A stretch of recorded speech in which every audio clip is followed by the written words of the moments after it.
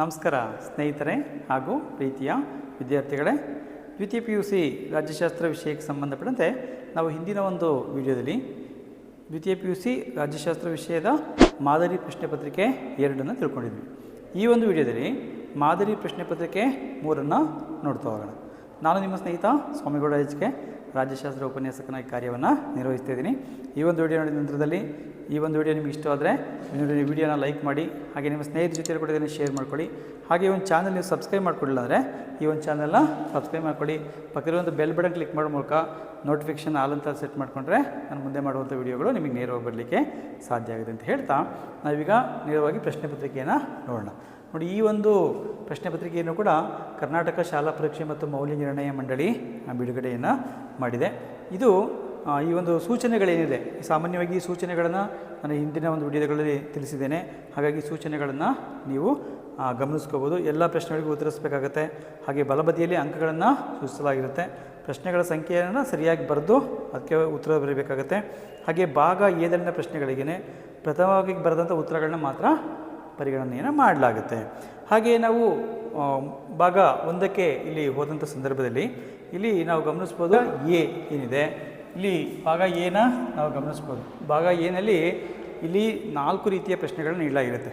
ಒಂದು ಬಹು ಆಯ್ಕೆಯ ಪ್ರಶ್ನೆಗಳನ್ನು ನೀಡಲಾಗಿರುತ್ತೆ. ಹಾಗೆ ಎರಡನೇದಾಗಿ ಬಿಟ್ಟ ಸ್ಥಳ ತುಂಬುವಂಥ ಪ್ರಶ್ನೆಗಳು ನೀಡಲಾಗಿರುತ್ತೆ. ಹಾಗೆ ಮೂರನೇದಾಗಿ ಹೊಂದಿಸಿ ಬರೆಯುವಂಥ ಪ್ರಶ್ನೆಗಳು, ಹಾಗೆ ನಾಲ್ಕನೇದಾಗಿ 1 ಅಂಕದ ಪ್ರಶ್ನೆಗಳು ಇರ್ತವೆ.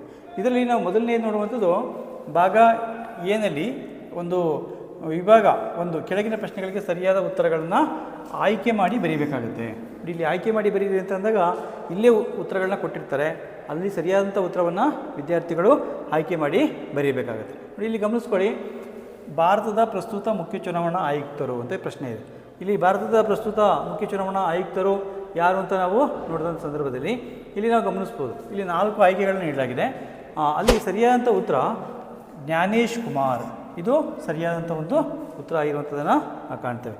ಜ್ಞಾನೇಶ್ ಕುಮಾರ್ ಅದು ಸರಿಯಾದಂಥ ಉತ್ತರ ಆಗಿದೆ. ಹಾಗಾಗಿ ಸರಿಯಾದಂಥ ಉತ್ತರ ಜ್ಞಾನೇಶ್ ಕುಮಾರ್, ಇದು ಸರಿಯಾದಂಥ ಉತ್ತರ.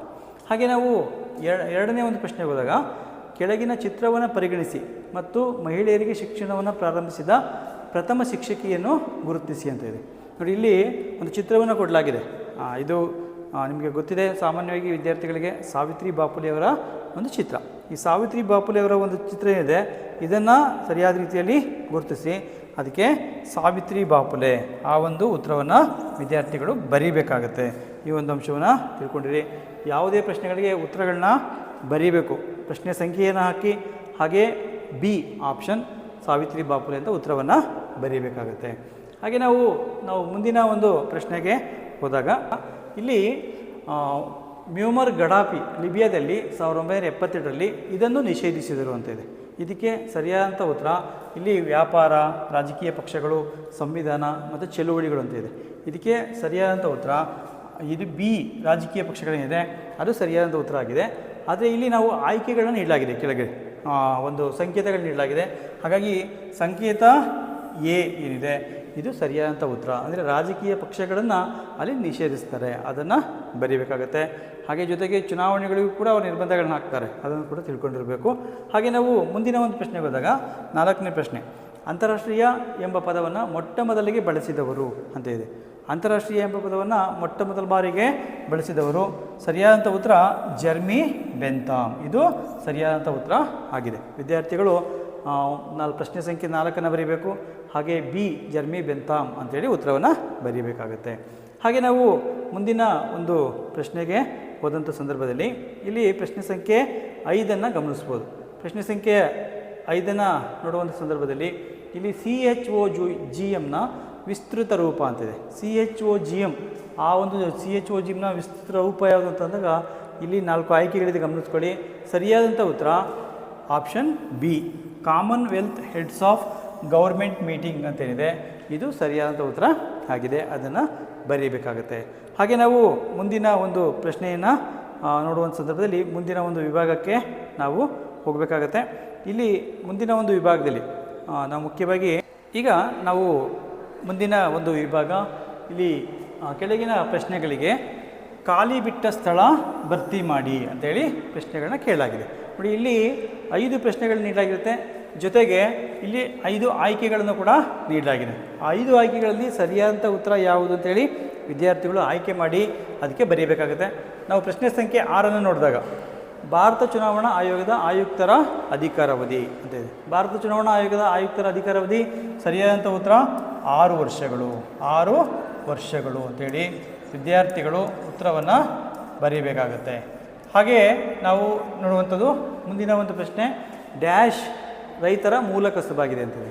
ಇದಕ್ಕೆ ಸರಿಯಾದಂಥ ಒಂದು ಉತ್ತರ ಅದಕ್ಕೆ ಕೃಷಿ ಅಂತ ಇದೆ, ಅದನ್ನು ಬರೀಬೇಕಾಗುತ್ತೆ. ವಿದ್ಯಾರ್ಥಿಗಳು ಪ್ರಶ್ನೆ ಸಂಖ್ಯೆಯನ್ನು ಹಾಕಿ ಕೃಷಿ ಅಂತ ಬರೆದ್ರೆ ಸಾಕು. ಹಾಗೆ 8ನೇ ಪ್ರಶ್ನೆ ನೋಡುವಂಥದ್ದು, ಡ್ಯಾಶ್ ಯು ಅಸ್ಮಿತೆ ರಾಜಕಾರಣವನ್ನು ಶಾಸನಬದ್ಧಗೊಳಿಸಿತು ಅಂತ ಇದೆ. ನೋಡಿ, ಇದಕ್ಕೆ ಸರಿಯಾದಂಥ ಉತ್ತರ ಯಾವುದು ಅಂತಂದಾಗ ಅದಕ್ಕೆ ಸರಿಯಾದಂಥ ಉತ್ತರ LGBT.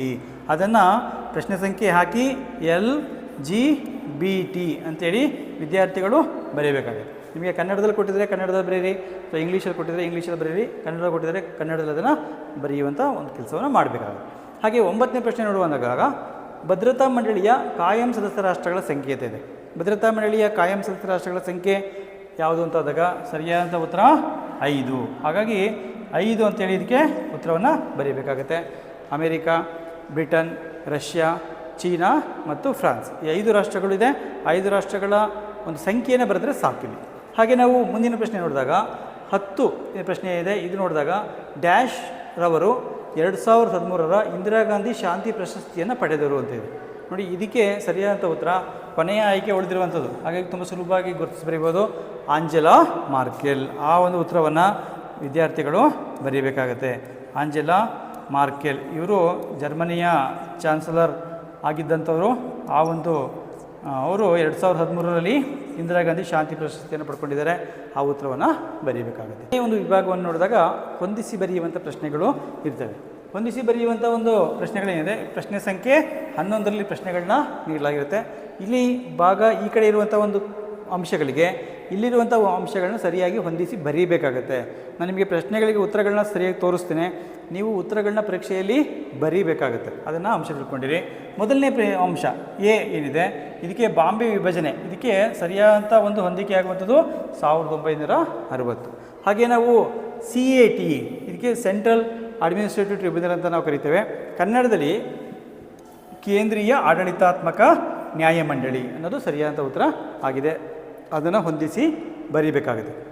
ಹಾಗೆ UAPA ಅಂತೇನಿದೆ, ಇದಕ್ಕೆ ಸರಿಯಾದಂಥ ಒಂದು ಹೊಂದಾಣಿಕೆಯಾಗುವಂಥ ಅಂಶ 4ನೇ ಒಂದು ಅಂಶ ಕಾನೂನು ವಿರೋಧಿ ಚಟುವಟಿಕೆಗಳ ನಿಗ್ರಹ ಕಾಯ್ದೆ. ಇಂಗ್ಲೀಷಲ್ಲಿ ನಾವು ಅನ್ಲಾಫುಲ್ ಆ್ಯಕ್ಟಿವಿಟೀಸ್ ಪ್ರಿವೆನ್ಷನ್ ಆ್ಯಕ್ಟ್ ಅಂತ ಕರಿತೇವೆ. ಅದನ್ನು ಇಲ್ಲಿ ಕಾನೂನು ಬಾಹಿರ ಚಟುವಟಿಕೆಗಳ ಕಾಯ್ದೆ ಅಂತೇಳಿ ನೀಡಲಾಗಿದೆ. ಒಂದು ವೇಳೆ ನಿಮಗೆ ಕನ್ನಡದಲ್ಲಿ ಸ್ವಲ್ಪ ಗೊಂದಲ ಇದ್ದರೆ ಇಂಗ್ಲೀಷ್ ವರ್ಷನನ್ನು ನೋಡಿದರೆ ಕನ್ನಡ ಮೀಡಿಯಂ ವಿದ್ಯಾರ್ಥಿಗಳು ಅಲ್ಲಿ ನಿಮಗೆ ಸ್ಪಷ್ಟವಾಗಿ ಬರೀಲಿಕ್ಕೆ ಸಾಧ್ಯ ಆಗುತ್ತೆ. ಹಾಗೆ ನಾವು ಇನ್ನೊಂದು ಪ್ರಶ್ನೆ, ಲೀಗ್ ಆಫ್ ನೇಷನ್ಸ್ಗೆ ಸರಿಯಾಗಿ ಹೊಂದಿಕೆಯಾಗುವಂಥ ಉತ್ತರ ಯಾವುದು ಅಂತಂದಾಗ ಸರಿಯಾದಂಥ ಉತ್ತರ ಆಪ್ಷನ್ 4ನೇ 1920. ಇದು ಸರಿಯಾದಂಥ ಉತ್ತರ ಆಗಿದೆ. ಹಾಗೆ ಸತಿ ಪದ್ಧತಿಯ ನಿಷೇಧ ಅಂತಿದೆ. ಸತಿ ಪದ್ಧತಿಯ ನಿಷೇಧಕ್ಕೆ ಸರಿಯಾದಂಥ ಹೊಂದಾಣಿಕೆಯಾಗುವಂಥ ಅಂಶ ಅಂತಂದರೆ ಅದು ರಾಜಾರಾಮ್ ಮೋಹನ್ ರಾಯ್ ಅವರು ಸತಿ ಪದ್ಧತಿಯನ್ನು ನಿಷೇಧಿಸಲಿಕ್ಕೆ ಬೇಕಾದಂಥ ಒಂದು ಅಂಶವನ್ನು ನಾವು ಗಮನಿಸ್ಬೋದು. ಹಾಗಾಗಿ ಅದಕ್ಕೆ ಸರಿಯಾದಂಥ ಹೊಂದಾಣಿಕೆ ಆಗಿದೆ. ಇದಿಷ್ಟು ಕೂಡ ಹೊಂದಿಸಿ ಬರೆಯುವಂಥ ಪ್ರಶ್ನೆಗಳು. ನಾನೇನು ಗುರುತು ಮಾಡಿದ್ದೀನಿ ಆ ಅಂಶಗಳನ್ನ ನೀವು ಈ ಕಡೆ ಇರುವಂಥ ಅಂಶಗಳನ್ನ ಬರ್ಕೊಂಡು ನಂತರ ಈ ಅಂಶಗಳನ್ನು ಅದಕ್ಕೆ ಹೊಂದಿಸಿ ಬರೀಬೇಕಾಗುತ್ತೆ. ಇದು ಭಾಳ ಮುಖ್ಯ, ನೆನಪಿಟ್ಕೋಬೇಕು. ಹಾಗೆ ನಾವು ಮುಂದಿನ ಒಂದು ವಿಭಾಗಕ್ಕೆ ಹೋಗೋಣ. ಮುಂದಿನ ಒಂದು ವಿಭಾಗದಲ್ಲಿ ಏನಿದೆ, ಈ ಒಂದು ವಿಭಾಗದಲ್ಲಿ 5 ಪ್ರಶ್ನೆಗಳನ್ನ ನೀಡಲಾಗಿರುತ್ತೆ.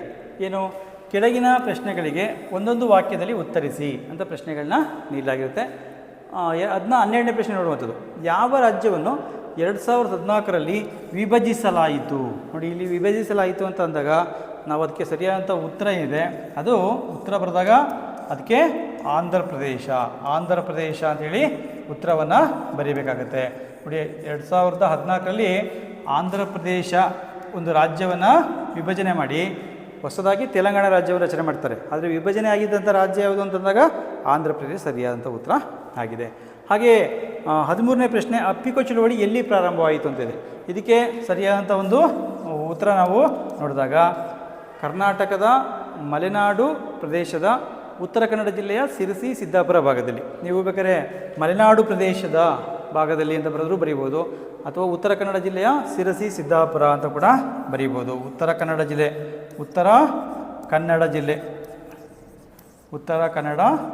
ಜಿಲ್ಲೆ ಶಿರಸಿ ಸಿದ್ದಾಪುರ ಅಂತೇಳಿ, ಅಥವಾ ಕರ್ನಾಟಕದ ಮಲೆನಾಡು ಪ್ರದೇಶ ಅಂತ ಕೂಡ ಬರೆದರೂ ಆಗುತ್ತೆ.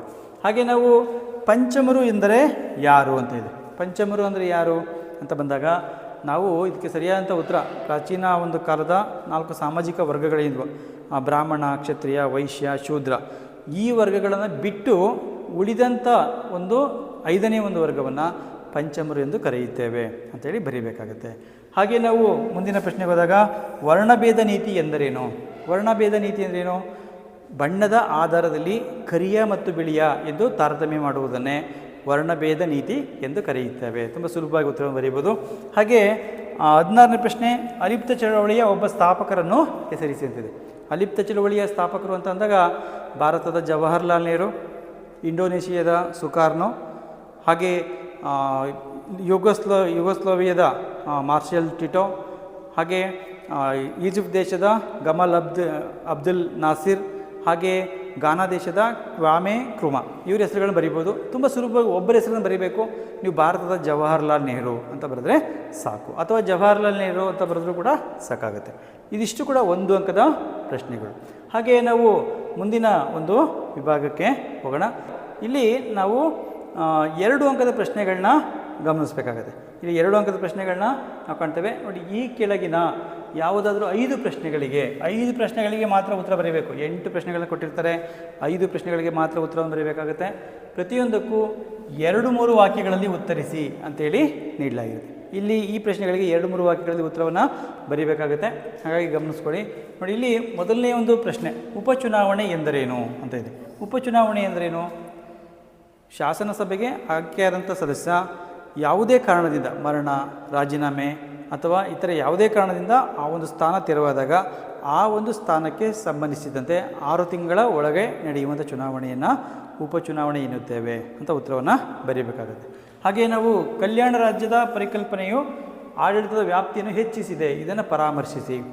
ನೋಡಿ, ಆಧುನಿಕ ರಾಜ್ಯಗಳು ಕಲ್ಯಾಣ ರಾಜ್ಯಗಳಾಗಿದ್ದು ಇವುಗಳು ಪ್ರಜೆಗಳ ಹುಟ್ಟಿನಿಂದ ಸಾಯುವವರೆಗೆ ಎಲ್ಲ ರೀತಿಯಂಥ ಸೌಲಭ್ಯಗಳನ್ನ ಕಲ್ಪಿಸಿಕೊಡ್ತವೆ. ಶಿಕ್ಷಣ, ಆರೋಗ್ಯ, ವಸತಿ, ಉದ್ಯೋಗ ಎಲ್ಲ ಒಂದು ಸವಲತ್ತುಗಳನ್ನ ಕಲ್ಪಿಸಿಕೊಡುವಂಥ ಒಂದು ಸನ್ನಿವೇಶಗಳು ನಿರ್ಮಾಣ ಆಗಿದೆ. ಹೀಗಾಗಿ ಆಧುನಿಕ ರಾಜ್ಯಗಳ ಒಂದು ಕಾರ್ಯಕ್ಷೇತ್ರ ವ್ಯಾಪ್ತಿ ವಿಸ್ತಾರ ಆಗಿದೆ. ಹಾಗಾಗಿ ಕಲ್ಯಾಣ ರಾಜ್ಯಗಳು ಹಿಂದೆ ಇದ್ದಂಥ ಪೊಲೀಸ್ ರಾಜ್ಯಗಳಿಗಿಂತ ವಿಶಾಲವಾದಂಥ ಒಂದು ವ್ಯಾಪ್ತಿಯನ್ನು ಹೊಂದಿವೆ ಅಂತೇಳಿ ಬರೆದ್ರೆ ಸಾಕು. ಹಾಗೆ ನಾವು ಮುಂದಿನ ಒಂದು ಪ್ರಶ್ನೆ ಹೋದಾಗ ಅಖಿಲ ಭಾರತ ಸೇವೆಗಳು ಎಂದರೇನು ಅಂತಿದೆ. ಅಖಿಲ ಭಾರತ ಸೇವೆಗಳು ಅಂದರೆ ಏನು? ಅಖಿಲ ಭಾರತ ಸೇವೆಗಳು ಅಂತಂದರೆ ಕೇಂದ್ರ ಲೋಕಸೇವಾ ಆಯೋಗದ ಮೂಲಕ ನೇಮಕಾತಿ ಹೊಂದಿ ಕೇಂದ್ರ ಸರ್ಕಾರ ಮತ್ತು ರಾಜ್ಯ ಸರ್ಕಾರಗಳೆರಡರಲ್ಲೂ ಕೂಡ ಸೇವೆ ಸಲ್ಲಿಸುವಂಥ ಸೇವೆಗಳನ್ನು ಅಖಿಲ ಭಾರತ ಸೇವೆಗಳು ಎಂದು ಕರೆಯುತ್ತೇವೆ. ಹಾಗಾಗಿ ಇದಕ್ಕೆ ಉದಾಹರಣೆಗಳನ್ನು ಕೂಡ ನೀವು ಕೇಳ್ಬೋದು. ಅಕಸ್ಮಾತ್ ಕೇಳಿದರೆ ಭಾರತೀಯ ಆಡಳಿತ ಸೇವೆ, ಭಾರತೀಯ ಪೊಲೀಸ್ ಸೇವೆ, ಭಾರತೀಯ ಅರಣ್ಯ ಸೇವೆ, ಅವುಗಳನ್ನು ಉದಾಹರಣೆಗೆ ಕೂಡ ಬರೀಬೇಕಾಗುತ್ತೆ. ಹಾಗೆ ನಾವು ಈ ಒಂದು 20ನೇ ಪ್ರಶ್ನೆ ನೋಡಿದಾಗ ಈ ಕೆಳಗಿನ ಚಿತ್ರವನ್ನು ಗುರುತಿಸಿ ಅವರಲ್ಲಿ ಹಿಂದುಳಿದ ವರ್ಗಗಳ ಏಳಿಗೆಗಾಗಿ ಶ್ರಮಿಸಿದವರು ಯಾರು ಅಂತಿದೆ. ಇಲ್ಲೊಂದು ಚಿತ್ರವನ್ನು ನೀಡಲಾಗಿದೆ, ಆ ಚಿತ್ರವನ್ನು ಗಮನಿಸ್ಕೊಳ್ಳಿ. ಚಿತ್ರವನ್ನು ಗಮನಿಸ್ಕೊಂಡು ಆನಂತರದಲ್ಲಿ ಈ ಒಂದು ಪ್ರಶ್ನೆಗೆ ಉತ್ತರವನ್ನು ಬರೀಬೇಕು ಅಂತ ನಾವು ನೋಡಬೇಕಾಗುತ್ತೆ. ನೋಡಿ, ಇಲ್ಲಿ ನಿಮಗೆ ಮುಖ್ಯವಾಗಿ ನೀವು ಗಮನಿಸ್ಬೋದು, ಈ ಒಂದು ಚಿತ್ರದಲ್ಲಿ ಹಲವಾರು ವ್ಯಕ್ತಿಗಳಿರುವಂಥ ನಾವು ಕಾಣ್ತೇವೆ. ಜ್ಯೋತಿ ಬಾಪುಲೆ ಅವರು ಇರುವಂಥದ್ದು ನಾವು ಕಾಣ್ಬೋದು. ಹಾಗೆ ಚಿತ್ರದಲ್ಲಿ ಕೇರಳದ ನಾರಾಯಣ ಗುರು ಇರ್ಬೋದು. ಹಾಗೆ ನಾವು ಮೈಸೂರಿನ ಮಹಾರಾಜರಾದಂಥ ನಾಲ್ವಡಿ ಕೃಷ್ಣರಾಜ ಒಡೆಯರವರನ್ನ ಬರೀಬೋದು. ಹಾಗೆ ಕೊಲ್ಲಾಪುರದ ಸಾಹು ಮಹಾರಾಜರನ್ನು ಬರೀಬೋದು. ಹಾಗೆ ಗಾಯಕ್ವಾಡ್ ಮಹಾರಾಜರನ್ನು ಕೂಡ ಬರೀಲಿಕ್ಕೆ ಅವಕಾಶ ಇರುತ್ತೆ. ಯಾರಾದರೂ ಒಂದು 2 ಹೆಸರನ್ನು ಬರೆದ್ರೆ ಸಾಕು. ನೀವು ತುಂಬ ಸುಲಭವಾಗಿ ಕೇರಳದ ನಾರಾಯಣ ಗುರು, ಹಾಗೆ ಮೈಸೂರಿನ ನಾಲ್ವಡಿ ಕೃಷ್ಣರಾಜ ಒಡೆಯರ್, ಹಾಗೆ ಜ್ಯೋತಿ ಬಾಪುಲೆ ಅವರ ಹೆಸರನ್ನು ಕೂಡ ಬರೀಲಿಕ್ಕೆ ಸಾಧ್ಯ ಆಗುತ್ತೆ. ಯಾವುದಾದ್ರು 2 ಹೆಸರನ್ನು ಬರೆದ್ರೆ ಸಾಕು. ಹಾಗೆ ನಾವು ಮುಂದಿನ ಒಂದು ಪ್ರಶ್ನೆಗೆ ಹೋದಾಗ ಉತ್ತಮ ಆಡಳಿತ ಎಂದರೇನು ಅಂತೇಳಿ. ಉತ್ತಮ ಆಡಳಿತ ಎಂದರೇನು? ಯಾವ ಆಡಳಿತದಲ್ಲಿ ಒಂದು ಪಾರದರ್ಶಕತೆ, ಜವಾಬ್ದಾರಿತನ, ಹಾಗೆ ಒಂದು ಸ್ಪಂದನೆಗಳಿಂದ ಕೂಡಿದ್ದು ಆಡಳಿತದಲ್ಲಿ ತಂತ್ರಜ್ಞಾನವನ್ನು ಅಳವಡಿಸ್ಕೊಳ್ಳಾಗಿರುತ್ತದೋ ಅಂಥ ಒಂದು ಆಡಳಿತವನ್ನು ಉತ್ತಮ ಆಡಳಿತ ಎಂದು ಕರೆಯುತ್ತೇವೆ. ಅಲ್ಲಿ ಜವಾಬ್ದಾರಿತನ ಇರಬೇಕಾಗತ್ತೆ, ಸ್ಪಂದನೆ ಇರಬೇಕಾಗತ್ತೆ, ಪಾರದರ್ಶಕತೆ ಇರಬೇಕಾಗತ್ತೆ, ಅವೆಲ್ಲವೂ ಇದ್ದು ಆಡಳಿತದಲ್ಲಿ ತಂತ್ರಜ್ಞಾನವನ್ನು ಅಳವಡಿಸ್ಕೊಂಡಿದ್ರೆ ಅಂಥ ಆಡಳಿತವನ್ನೇ ಉತ್ತಮ ಆಡಳಿತ ಎಂದು ಕರೆಯುತ್ತೇವೆ ಅಂತ ಬರೀಬೇಕಾಗುತ್ತೆ. ಹಾಗೆ ನಾವು ಮುಂದಿನ ಒಂದು ಪ್ರಶ್ನೆ ನೋಡಿದಾಗ ಸಮ್ಮಿಶ್ರ ಸರ್ಕಾರಗಳನ್ನು ಹೊಂದಿರುವ 2 ರಾಷ್ಟ್ರಗಳನ್ನು ಉದಾಹರಣೆ ಕೊಡಿ ಅಂತಿದೆ. ಇದಕ್ಕೆ ನಾವು ತುಂಬ ಸುಲಭವಾಗಿ ಒಂದು ಉದಾಹರಣೆಗಳನ್ನ ಕೊಡ್ಬೋದು. ಉದಾಹರಣೆಗೆ ಭಾರತ, ಹಾಗೆ ಜರ್ಮನಿ, ಹಾಗೆ ಇಟಲಿ ಈ ಒಂದು ದೇಶಗಳನ್ನ ಉದಾಹರಣೆ ಕೊಡ್ಬೋದು. ಜೊತೆಗೆ ನೀವು ಫ್ರಾನ್ಸ್ ದೇಶವನ್ನು ಕೂಡ ಉದಾಹರಣೆಯಾಗಿ ಕೊಡಲಿಕ್ಕೆ ಅವಕಾಶ ಇದೆ. ಫ್ರಾನ್ಸ್ ದೇಶ, ನಿಮಗೆ ಯಾವ ದೇಶಗಳಲ್ಲಿ ಬಹುಪಕ್ಷ ಪದ್ಧತಿ ಇದೆಯೋ ಆ ಒಂದು ದೇಶಗಳಲ್ಲಿ ಈ ಒಂದು ವ್ಯವಸ್ಥೆ ಇರುತ್ತೆ. ಹಾಗಾಗಿ ತುಂಬ ಸುಲಭವಾಗಿ ಭಾರತ, ಫ್ರಾನ್ಸ್, ಜರ್ಮನಿ, ಇಟಲಿ ಇದರಲ್ಲಿ ಯಾವುದಾದ್ರು 2 ದೇಶಗಳು ಬಂದರೆ ಸಾಕು. ಹಾಗೆ ನಾವು ನೆಕ್ಸ್ಟ್ ಪ್ರಶ್ನೆ ನೋಡುವಂಥದ್ದು ಯಾವ ಆಧಾರದ ಮೇಲೆ ಶಕ್ತಿ ಬಣಗಳು ವಿಂಗಡಣೆಯಾಗಿವೆ ಅಂತ ಇದೆ. ಇಲ್ಲಿ ಯಾವ ಆಧಾರದಲ್ಲಿ ಅಂತಂದಾಗ ಮುಖ್ಯವಾಗಿ ಒಂದು ಅಮೆರಿಕ ಬಣ ಮತ್ತೊಂದು ರಷ್ಯಾ ಬಣ, ಇವುಗಳು ವಿಂಗಡಣೆ ಆಗಿರುವಂಥದ್ದು ಯಾವ ಆಧಾರದಲ್ಲಿ? ಒಂದು ಬಣ ಏನಿದೆ ಇದು ಒಂದು ಬಣ ಏನಿದೆ, ಈ ಒಂದು ಬಣ ಆ ಒಂದು ಬಂಡವಾಳಶಾಹಿ ವ್ಯವಸ್ಥೆಯನ್ನು ಆಧರಿಸಿದ ತತ್ವಗಳ ಆಧಾರದಲ್ಲಿ ಒಂದು ಬಣ ರಚನೆಯಾಗಿದ್ದರೆ, ಮತ್ತೊಂದು ಬಣ ಸಮತಾವಾದಿ ತತ್ವಗಳನ್ನು ಆಧರಿಸಿ ರಚನೆ ಆಗಿರುವಂಥದ್ದನ್ನು ನಾವು ಕಾಣ್ತೇವೆ. ಹಾಗಾಗಿ ಒಂದು ಕಡೆಯಲ್ಲಿ ನಾವು ಬಂಡವಾಳಶಾಹಿ ಒಂದು ತತ್ವ ಸಿದ್ಧಾಂತ, ಹಾಗೆ ಮತ್ತೊಂದು ಕಡೆಯಲ್ಲಿ ಸಮತಾವಾದಿ ತತ್ವ ಸಿದ್ಧಾಂತಗಳನ್ನು ಆಧರಿಸಿದಂಥ ಆಧಾರದಲ್ಲಿ ಅಂತೇಳಿ ಉತ್ತರಗಳನ್ನ ಬರೀಬೇಕಾಗುತ್ತೆ. ಹಾಗೆ ನಾವು ಮುಂದಿನ ಒಂದು ಪ್ರಶ್ನೆಗೆ ಹೋದಂಥ ಸಂದರ್ಭದಲ್ಲಿ ನಾವು ಮುಂದಿನ ಒಂದು ಪ್ರಶ್ನೆಗೆ ಹೋದಾಗ ಪಂಚಶೀಲ ಒಪ್ಪಂದದ 2 ತತ್ವಗಳನ್ನ ಬರೆಯಿರಿ ಅಂತಿದೆ. ನೋಡಿ, ಪಂಚಶೀಲ ತತ್ವಗಳಲ್ಲಿ 5 ತತ್ವಗಳಿದೆ. ಸಿಂಪಲ್ ಆಗಿರುವಂಥ 2 ತತ್ವಗಳನ್ನು ಬರೆದ್ರೆ ಸಾಕು. ಏನು? ಪರಸ್ಪರ ಆಕ್ರಮಣಕಾರಿ ಪ್ರವೃತ್ತಿಯನ್ನು ಮಾಡದಿರುವಂಥದ್ದು ಅಥವಾ ಪರಸ್ಪರ ದಾಳಿ ಮಾಡದಿರುವುದು ಅಂತ ಬರೀರಿ. ಹಾಗೆ ಇನ್ನೊಂದು ತುಂಬ ಸುಲಭವಾಗಿ ಶಾಂತಿಯುತ ಸಹಬಾಳ್ವೆ ಅಂತ ಬರೆದ್ರೆ ಸಾಕು. ಹಾಗಾಗಿದೆ ಈ ಭಾಗ ಸಿನಲ್ಲಿ 5 ಅಂಕದ ಪ್ರಶ್ನೆಗಳನ್ನು ಕಾಣ್ತೇವೆ. ನೋಡಿ, 5 ಅಂಕದ ಪ್ರಶ್ನೆಗಳನ್ನು ನಾವು ನೋಡುವಂಥ ಸಂದರ್ಭದಲ್ಲಿ ಈ 5 ಅಂಕದ ಪ್ರಶ್ನೆಗಳಿಗೆ ನಾನು ಹಿಂದಿನ ಒಂದು ವಿಡಿಯೋಗಳಲ್ಲಿ ನಿಮಗೆ ಉತ್ತರಗಳನ್ನು ನೀಡಿದ್ದೇನೆ. ಎಲ್ಲ ಪ್ರಶ್ನೆಗಳಿಗೂ ಕೂಡ ಅಲ್ಲಿ ಮೊದಲನೇ ಒಂದು ಪ್ರಶ್ನೆ ಭಾರತದ ಸ್ವತಂತ್ರ ಕಾಯ್ದೆಯ ಉಪಬಂಧಗಳನ್ನು ವಿವರಿಸಿ ಅಂತ ಇದೆ. ನೋಡಿ, ಭಾರತ ಸ್ವತಂತ್ರ ಕಾಯ್ದೆಯ ಉಪಬಂಧಗಳು ಅಂದಾಗ ನೀವೇನು ಕನ್ಫ್ಯೂಸ್ ಆಗಬೇಕಾಗಲ್ಲ. ನಾವು ಪಾಠದಲ್ಲಿ ನೋಡಿರ್ತೇವೆ ಭಾರತ ಸ್ವತಂತ್ರ ಕಾಯ್ದೆಯ ಮುಖ್ಯಾಂಶಗಳನ್ನು ವಿವರಿಸಿ ಅಂತ ಹೇಳಿದೆ. ಅದೇ ಮುಖ್ಯಾಂಶಗಳನ್ನು ಇಲ್ಲಿ ಉಪಬಂಧಗಳು ಅಂತ ನೀಡಲಾಗಿದೆ. ಹಾಗಾಗಿ ವಿದ್ಯಾರ್ಥಿಗಳು ಆ ಮುಖ್ಯಾಂಶಗಳನ್ನೇ ಬರೆದ್ರೆ ಸಾಕಾಗುತ್ತೆ. ಹಾಗೆ ನಾವು ಈ ಕೆಳಗಿನ ಚಿತ್ರವನ್ನು ವೀಕ್ಷಿಸಿ ಭಾರತದ ರಾಜ್ಯಗಳು ಮತ್ತು ಕೇಂದ್ರಾಡಳಿತ ಪ್ರದೇಶಗಳನ್ನ ಪಟ್ಟಿ ಮಾಡಿ ಅಂತಿದೆ. ಇಲ್ಲಿ ಭಾರತದ ಚಿತ್ರವನ್ನು ಕೊಡಲಾಗಿದೆ. ನಿಮಗೆ ಪ್ರಶ್ನೆ ಪತ್ರಿಕೆಯಲ್ಲಿ ಅದು ಚಿತ್ರಗಳಲ್ಲಿ ರಾಜ್ಯಗಳ ಒಂದು ಗುರುತುಗಳು ಸ್ಪಷ್ಟವಾಗಿ ಕಾಣಿಸ್ತಿರ್ತವೆ. ರಾಜ್ಯಗಳನ್ನು ಗುರುತಿಸಿ ಆ ಒಂದು ರಾಜ್ಯಗಳ ಹೆಸರುಗಳನ್ನು ಪಟ್ಟಿ ಮಾಡಬೇಕು. ಹಾಗೆ ಜೊತೆಗೆ ಕೇಂದ್ರಾಡಳಿತ ಪ್ರದೇಶಗಳ ಒಂದು ಹೆಸರುಗಳನ್ನು ಪಟ್ಟಿ ಮಾಡಬೇಕಾಗುತ್ತೆ. ನಾನು ನಿಮಗೆ ಇನ್ನೊಂದು ವಿಡಿಯೋದಲ್ಲಿ ನಿಮಗೆ ಡಿಸ್ಕ್ರಿಪ್ಷನ್ ಬಾಕ್ಸಲ್ಲಿ ಲಿಂಕ್ ಹಾಕಿರ್ತೇನೆ. ಆ ಲಿಂಕಲ್ಲಿ ನೋಡ್ಕೊಳ್ಳಿ. ಈ ಒಂದು ರಾಜ್ಯಗಳು ಮತ್ತು ಕೇಂದ್ರಾಡಳಿತ ಪ್ರದೇಶಗಳೇನಿದೆ ಭಾರತದಲ್ಲಿ ಪ್ರಸ್ತುತ 28 ರಾಜ್ಯಗಳು, ಆ 28 ರಾಜ್ಯಗಳು ಹಾಗೆ 8 ಕೇಂದ್ರಾಡಳಿತ ಪ್ರದೇಶಗಳೇನಿದೆ 8 ಕೇಂದ್ರಾಡಳಿತ ಪ್ರದೇಶಗಳು. ಇವುಗಳನ್ನು ಕೇಂದ್ರಾಡಳಿತ ಪ್ರದೇಶಗಳಿದೆ. ಈ ಒಂದು ಪ್ರದೇಶಗಳ ಬಗ್ಗೆ ಸ್ಪಷ್ಟವಾಗಿ ನಿಮಗೆ ಆ ಒಂದು ವಿಡಿಯೋದಲ್ಲಿ ತಿಳಿಸಿದ್ದೇನೆ. ಅವುಗಳನ್ನು ನೀವು ಗಮನಿಸ್ಕೋಬೋದು. ಹಾಗೆ ನಾವು ಮುಂದಿನ ಒಂದು ಪ್ರಶ್ನೆ ನೋಡಿದಾಗ ಕರ್ನಾಟಕ ಆಡಳಿತಾತ್ಮಕ ನ್ಯಾಯಮಂಡಳಿಯ ಕುರಿತು ಒಂದು ಟಿಪ್ಪಣಿ ಬರೆಯಿರಿ ಅಂತಿದೆ. ನೋಡಿ, ಕರ್ನಾಟಕ ಆಡಳಿತಾತ್ಮಕ ನ್ಯಾಯಮಂಡಳಿ 1986ರಲ್ಲಿ ಸ್ಥಾಪನೆ ಆಗುತ್ತೆ. ಇದರ ಕೇಂದ್ರ ಕಚೇರಿ ಬೆಂಗಳೂರಲ್ಲಿ ಇದೆ. ಇದರ ಬಗ್ಗೆ ನಾನು ಸ್ಪಷ್ಟವಾದ ಒಂದು ವಿಡಿಯೋನ ಮಾಡಿದ್ದೇನೆ. ನಿಮಗೆ ಅದರ ಲಿಂಕನ್ನು ಡಿಸ್ಕ್ರಿಪ್ಷನ್ ಬಾಕ್ಸಲ್ಲಿ ಹಾಕಿರ್ತೇನೆ. ಅದನ್ನು ನೋಡ್ಕೊಂಡ್ರೆ ಫುಲ್ಲು ಸಂಪೂರ್ಣವಾದಂಥ ಉತ್ತರ ಪಡ್ಕೊಳ್ಳಿಕ್ಕೆ ಸಾಧ್ಯ ಆಗುತ್ತೆ. ಹಾಗೆ ನಾವು ನೆಕ್ಸ್ಟ್ ನೋಡುವಂಥದ್ದು ಮಹಿಳಾ ಚಳುವಳಿಗೆ ಕಾರಣಗಳಾದವು. ನೋಡಿ, ಮಹಿಳಾ ಚಳುವಳಿಗೆ ಕಾರಣಗಳೇನು ಅಂತೇಳಿ ನಾವು ಅಧ್ಯಾಯ 4ರಲ್ಲಿ ಮಹಿಳಾ ಚಳುವಳಿಯ ಕಾರಣಗಳು ಅಂತ ನಾವು ಕಾಣ್ತೇವೆ. ಅದಕ್ಕೆ ಸಂಬಂಧಪಟ್ಟಂಥ ಒಂದು ವಿಡಿಯೋನ ನಿಮಗೆ ಡಿಸ್ಕ್ರಿಪ್ಷನ್ ಬಾಕ್ಸಲ್ಲಿ ಲಿಂಕ್ ಹಾಕಿರ್ತೇನೆ. ಆ ಒಂದು ಪ್ರಶ್ನೆಯನ್ನು ನೀವು ನೋಡಿಕೊಂಡ್ರೆ ನಿಮಗೆ ಸಂಪೂರ್ಣವಾಗಿ ಏನು ಅಸಮಾನತೆ ಇರ್ಬೋದು, ವರದಕ್ಷಿಣೆ ಪೀಳಿಗಿರ್ಬೋದು, ಹಾಗೆ ಆ ಒಂದು ಶೈಕ್ಷಣಿಕವಾಗಿ ಹಿಂದುಳಿದಿರಬೇಕಿರ್ಬೋದು, ಮಾನವ ಹಕ್ಕುಗಳ ಒಂದು ಉಲ್ಲಂಘನೆ ಆಗುವಂಥದ್ದು, ಹಾಗೆ ಪುರುಷ ಪ್ರಧಾನವಾದಂಥ ಸಾಮಾಜಿಕ ವ್ಯವಸ್ಥೆ, ಲೈಂಗಿಕ ಹಿಂಸಾಚಾರ, ಹಾಗೆ ಕೌಟುಂಬಿಕ ಹಿಂಸೆ ಏನು ಕಾರಣಗಳಿದೆ ಆ ಎಲ್ಲ ಕಾರಣಗಳ ಬಗ್ಗೆ ನಿಮಗೆ ಸಂಪೂರ್ಣವಾದಂಥ ಒಂದು ಮಾಹಿತಿಯನ್ನು ಅಲ್ಲಿ ಪಡ್ಕೊಳ್ಳಿಕ್ಕೆ ಸಾಧ್ಯ ಆಗುತ್ತೆ. ಹಾಗೆ ನಾವು ಭಾರತದ ಸಂವಿಧಾನದಲ್ಲಿ ಉಲ್ಲೇಖಿತವಾದಂತೆ ಅಧಿಕಾರ ವಿಕೇಂದ್ರೀಕರಣವನ್ನು ವಿವರಿಸಿ. ನೋಡಿ, ಭಾರತ ಸಂವಿಧಾನದಲ್ಲಿ ಸಂವಿಧಾನದ 7ನೇ ಅನುಸೂಚಿಯಲ್ಲಿ ಅಧಿಕಾರಗಳನ್ನ 3 ಪಟ್ಟಿಗಳಾಗಿ ವಿಂಗಡಣೆ ಮಾಡಲಾಗಿದೆ. ಆ 3 ಪಟ್ಟಿಗಳಾಗಿ ಏನು ವಿಂಗಡಣೆ ಮಾಡಲಾಗಿದೆ? ಕೇಂದ್ರ ಪಟ್ಟಿ, ಹಾಗೆ ರಾಜ್ಯ ಪಟ್ಟಿ ಮತ್ತು ಸಮವರ್ತಿ ಪಟ್ಟಿ. ಈ ಒಂದು ಪಟ್ಟಿಗಳ ಬಗ್ಗೆ ಸಂಪೂರ್ಣವಾದ ವಿವರಗಳುಳ್ಳಂಥ ಒಂದು ವಿಡಿಯೋನ ಡಿಸ್ಕ್ರಿಪ್ಷನ್ ಬಾಕ್ಸ್ ಹಾಕಿರ್ತೇನೆ. ಆ ಒಂದು ವಿಡಿಯೋನ ನೀವು ಗಮನಿಸ್ಕೊಂಡ್ರೆ ಇದಕ್ಕೆ ಸರಿಯಾದಂಥ ಉತ್ತರ ಸಂಪೂರ್ಣವಾಗಿ ಸಿಗುತ್ತೆ. ಹಾಗೆ ಭ್ರಷ್ಟಾಚಾರವನ್ನು ಯುವಜನತೆ ಹೇಗೆ ತಡೆಗಟ್ಟಬಲ್ಲರು ನೋಡಿ, ಭ್ರಷ್ಟಾಚಾರದ ವಿರುದ್ಧ ಯುವಜನತೆಯ ಒಂದು ಪಾತ್ರ ಅಂತೇಳಿ ಒಂದು ವಿಡಿಯೋ ಇದೆ. ಅದನ್ನು ನೀವು ಗಮನಿಸ್ಕೊಂಡ್ರೆ ಅದರ ಲಿಂಕನ್ನು ಡಿಸ್ಕ್ರಿಪ್ಷನ್ ಬಾಕ್ಸಲ್ಲಿ ಹಾಕಿರ್ತೇನೆ. ಅದನ್ನು ನೀವು ಗಮನಿಸ್ಕೊಳ್ಳಿ. ಆ ಒಂದು ವಿಡಿಯೋದಲ್ಲಿ ನಿಮಗೆ ಸಂಪೂರ್ಣವಾದ ಒಂದು ಉತ್ತರ ಸಿಗುತ್ತೆ. ಹಾಗೆ ವಿಶ್ವಸಂಸ್ಥೆಯ ಧ್ಯೇಯೋದ್ದೇಶಗಳು ನೋಡಿ, ವಿಶ್ವಸಂಸ್ಥೆಯ ಸಂವಿಧಾನದ 1ನೇ ವಿಧಿಯಲ್ಲಿ ವಿಶ್ವಸಂಸ್ಥೆಯ ಧ್ಯೇಯೋದ್ದೇಶಗಳ ಬಗ್ಗೆ ವಿವರಣೆ ನೀಡಲಾಗಿದೆ. ಏನು? ಅಂತಾರಾಷ್ಟ್ರೀಯ ಶಾಂತಿ ಮತ್ತು ಭದ್ರತೆಯನ್ನು ಕಾಪಾಡುವಂಥದ್ದು, ಯುದ್ಧವೆಂಬ ವಿಧ್ವಂಸಕಾರಿ ಪ್ರವೃತ್ತಿಯಿಂದ ವಿಶ್ವವನ್ನು ರಕ್ಷಿಸುವಂಥದ್ದು. ಹಾಗೆ ಎರಡನೇದಾಗಿ ರಾಷ್ಟ್ರಗಳ ನಡುವೆ ಒಂದು ಶಾಂತಿಯುತ ಸಹಕಾರ ಸಂಬಂಧಗಳನ್ನು ಸ್ಥಾಪಿಸುವಂಥದ್ದು. ಹಾಗೆ ಅಂತಾರಾಷ್ಟ್ರೀಯವಾಗಿ ಇರುವಂಥ ಆರ್ಥಿಕ, ಸಾಮಾಜಿಕ, ಮಾನವೀಯ ಸಮಸ್ಯೆಗಳನ್ನು ಪರಿಹರಿಸುವಂಥದ್ದು. ಹಾಗೆ ಯಾವುದೇ ಒಂದು ತಾರತಮ್ಯ ರಹಿತವಾದಂಥ ಒಂದು ಸ್ವತಂತ್ರವನ್ನು ಎಲ್ಲರಿಗೂ ಕೂಡ ದೊರಕಿಸ್ಕೊಡುವಂಥದ್ದು. ಹಾಗೆ ಮಾನವ ಹಕ್ಕುಗಳನ್ನು ಗೌರವಿಸುವಂಥದ್ದು. ಇವುಗಳು ಮುಖ್ಯವಾಗಿ ವಿಶ್ವಸಂಸ್ಥೆಯ ಧ್ಯೇಯೋದ್ದೇಶಗಳು. ಆ ಒಂದು ಧ್ಯೇಯೋದ್ದೇಶಗಳಿಗೆ ಸಂಬಂಧಪಟ್ಟಂತೆ ಇನ್ನೂ ಹೆಚ್ಚಿನ ವಿವರಗಳನ್ನ ಒಳಗೊಂಡಂಥ ಒಂದು ವಿಡಿಯೋನ ಡಿಸ್ಕ್ರಿಪ್ಷನ್ ಬಾಕ್ಸಲ್ಲಿ ಹಾಕಿರ್ತೇನೆ. ಅದನ್ನು ನೀವು ಗಮನಿಸ್ಕೊಂಡ್ರೆ ಸಂಪೂರ್ಣವಾದ ಉತ್ತರ ಸಿಗುತ್ತೆ. ಹಾಗೆ ಭಾರತ ಮತ್ತು ಆಸಿಯಾನ್ನ 5 ಸಹಕಾರ ಕ್ಷೇತ್ರಗಳನ್ನು ತಿಳಿಸಿ ಅಂತಿದೆ ನೋಡಿ. ಇಲ್ಲಿ ಭಾರತ ಮತ್ತು ಆಸಿಯಾನ್ ಏನಿದೆ, ಇದರ ನಡುವೆ ಒಂದು ಉತ್ತಮ ಬಾಂಧವ್ಯ ಇದೆ. ಆಸಿಯಾನ್ ಒಂದು ಕಡೆ ಇದ್ದರೆ ಆಗ್ನೇಯ ಏಷ್ಯಾ ರಾಷ್ಟ್ರಗಳ ಸಂಘ, ಹಾಗೆ ಭಾರತ ಮತ್ತೊಂದು ಕಡೆಯಲ್ಲಿದೆ. ಇವೆರಡರ ನಡುವೆ ಒಂದು ಉತ್ತಮವಾದ ಹಲವು ರೀತಿಯ ಸಂಬಂಧಗಳಿದೆ. ಮುಖ್ಯವಾಗಿ ಕಾರ್ಯನಿರತ ಸಹಕಾರ, ಹಾಗೆ ಆರ್ಥಿಕ ಸಹಕಾರ, ಪ್ರವಾಸೋದ್ಯಮ ವಲಯದ ಸಹಕಾರ, ಹಾಗೆ ನಾವು ಏನು ಸಮ್ಮೇಳನ ಮಟ್ಟದ ಒಂದು ಸಹಕಾರವನ್ನು ಕಾಣ್ತೇವೆ. ಈ ಒಂದು ಅಂಶಗಳ ಬಗ್ಗೆ ನಾನು ನಿಮಗೆ ಡಿಸ್ಕ್ರಿಪ್ಷನ್ ಬಾಕ್ಸಲ್ಲಿ ಲಿಂಕ್ ಕೊಟ್ಟಿರ್ತೇನೆ. ಅದನ್ನು ಸಂಪೂರ್ಣವಾಗಿ ಗಮನಿಸ್ಕೊಂಡ್ರೆ ನಿಮಗೆ ಸಂಪೂರ್ಣವಾಗಿ 5 ಅಂಕದ ಪ್ರಶ್ನೆಗಳಿಗೆ ಬೇಕಾದಂಥ ಒಂದು ಉತ್ತರ ಅಲ್ಲಿ ಸಿಗುತ್ತೆ.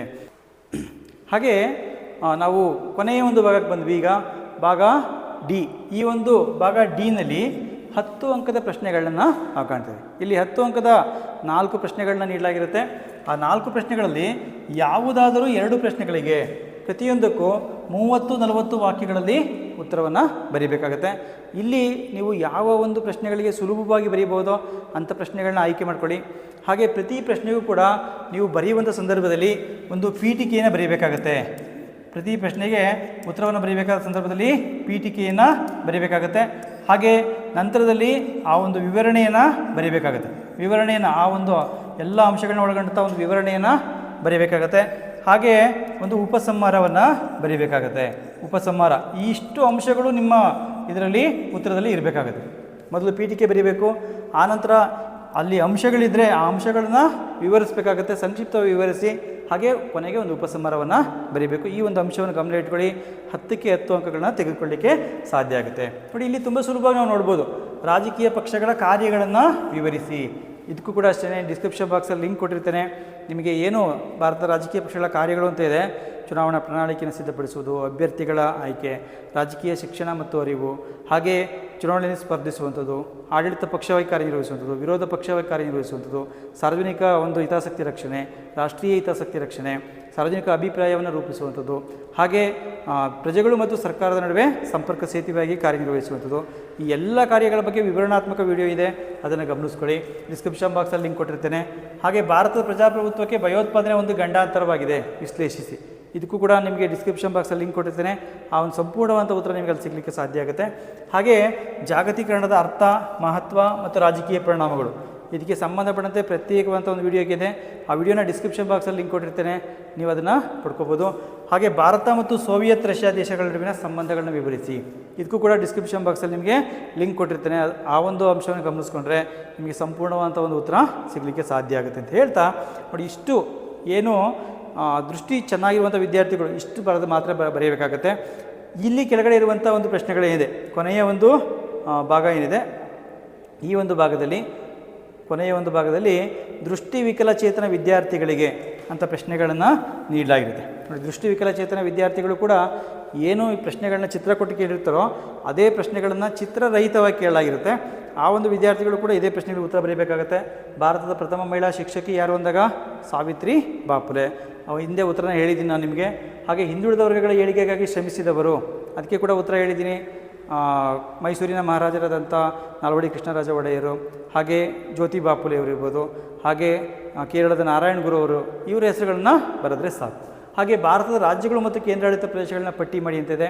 ಈ ಪ್ರಶ್ನೆಗೂ ಕೂಡ ಅಷ್ಟೇ ಭಾರತದ 28 ರಾಜ್ಯಗಳು ಹಾಗೆ ಕೇಂದ್ರಾಡಳಿತ ಪ್ರದೇಶಗಳನ್ನ ಪಟ್ಟಿ ಮಾಡಿ ಉತ್ತರವನ್ನು ಬರೀಬೇಕಾಗುತ್ತೆ. ಇದಿಷ್ಟು ಕೂಡ ಮಾದರಿ ಪ್ರಶ್ನೆ ಪತ್ರಿಕೆ 3ರಲ್ಲಿರುವಂಥ ಬಹಳ ಮುಖ್ಯವಾದಂಥ ಪ್ರಶ್ನೆಗಳು.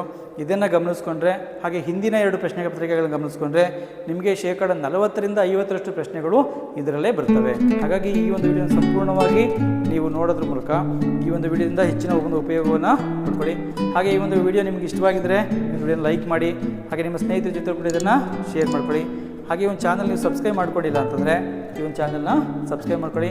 ನಾನು ಮುಂದೆ ಮಾಡುವಂಥ ವೀಡಿಯೋಗಳು ನಿಮಗೆ ನೇರವಾಗಿ ಬರಲಿಕ್ಕೆ ಸಾಧ್ಯ ಆಗುತ್ತೆ ಅಂತ ಹೇಳ್ತಾ ಈ ಒಂದು ವಿಡಿಯೋನ ಕೊನೆ ತನಕ ನೋಡೋದಕ್ಕಾಗಿ ಧನ್ಯವಾದಗಳು. ನಮಸ್ಕಾರ.